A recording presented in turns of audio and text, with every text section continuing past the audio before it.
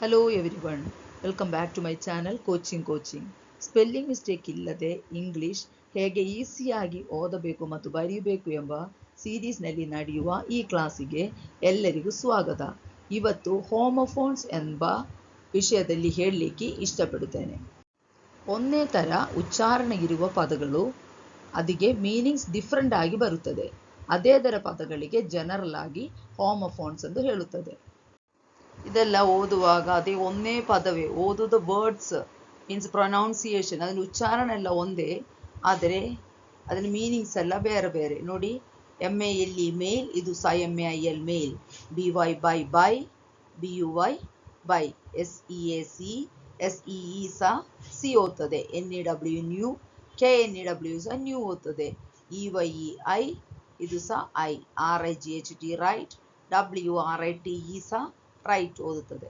Okay, ಅದೇ ಥರ ಇದೆಲ್ಲ ಹಾಗೆ ಬರ್ತದೆ. Piece, 8 some, cell. ಇದರ ಡಿಫ್ರೆನ್ಸ್ ಅಂದರೆ ನೋಡುವ ಒಂದೊಂದಾಗಿ ಅದರ ಮೀನಿಂಗ್ಸಿನ ಬಗ್ಗೆ ನಮಗೆ ನೋಡುವ.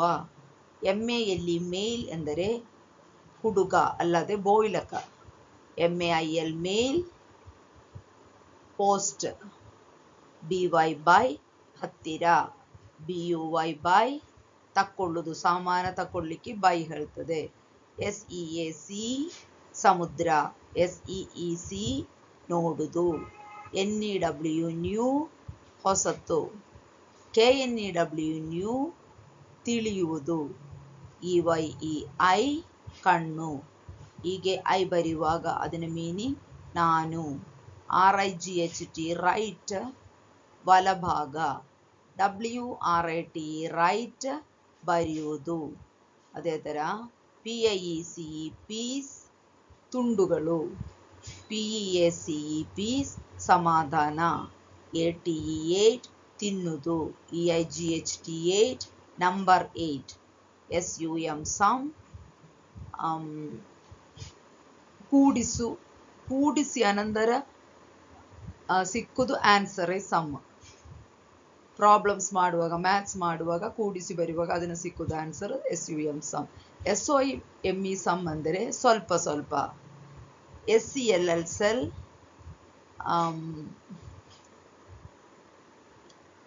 ಸೆಲ್ ಅಂದರೆ ಸಾಮಾನ ಸೇಲ್ ಮಾಡುದು, ಅದಕ್ಕೆ ಸೆಲ್ ಅಂತ ಹೇಳ್ತದೆ. CELL cell, battery. ಟಾರ್ಚಿನದೆಲ್ಲ ಬ್ಯಾಟರಿ ಉಂಟಲ್ಲ, ಕ್ಯಾಲ್ಕುಲೇಟರ್, ಕಂಪ್ಯೂಟರ್ ಬ್ಯಾಟರಿಗೆ ಸೆಲ್ ಅಂತ ಹೇಳ್ತದೆ. ONE 1 number 1. WON ಅಂದರೆ ಜಯ ಮಾಡುದು, ಜಯ ಹೊಂದುದು. SUN ಸನ್, ಸೂರ್ಯ. SON ಸನ್, ಮಗ. PLANE plane, aeroplane. PLAIN plain, ಸಮಭೂಮಿ. ಇದೇ ಥರ ಬೇರೆ ಬೇರೆ ಪದಗಳುಂಟು, ನೋಡುವ. MEET meet, MEAT meet.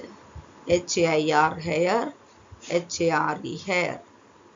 ROWS rows, ROSE rose. SO SOW so.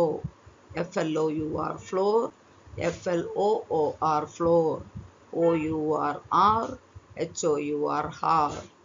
RED red, READ read. FARE fare, FAIR fair. ROOT root, ROUTE route. SITE site, SIGHT sight. DIE die, DYE dye. NO no, KNOW no.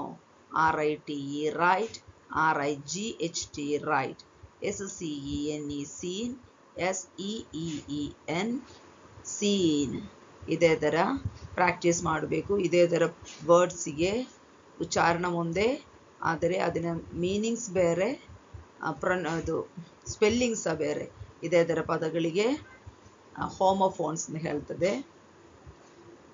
ಇದೇ ಥರ practice ಮಾಡುವಾಗ ವರ್ಡ್ಸಿನ ಬಗ್ಗೆ ಜಾಸ್ತಿ ನಿಮಗೆ ತಿಳ್ಕೊಳ್ಳಲಿಕ್ಕೆ ಆಗ್ತದೆ. ಈಗ ಇವತ್ತಿನ class stop ಮಾಡ್ತೇನೆ.